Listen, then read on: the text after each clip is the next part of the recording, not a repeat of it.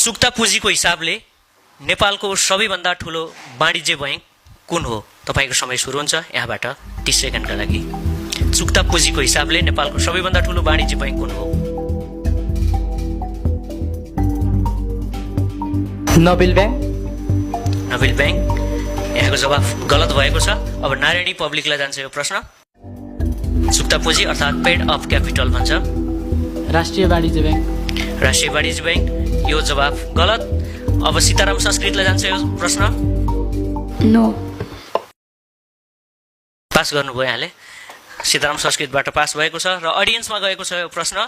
चुक्ता पुँजीको हिसाबले नेपालको सबैभन्दा ठुलो वाणिज्य बैंक कुन हो? NMB bank. गलत।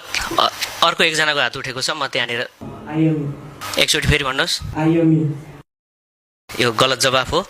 अडियन्सबाट पनि सही जवाफ आउन सकेन। यहाँले राम्रो ट्राई गर्नुभएको थियो, मैले त्यही भएर दोस्रो पटक यहाँलाई प्रयास गर्न अवसर दिएको थिएँ। ग्लोबल आइएमई बैंक हो, आइएमई मात्रै होइन।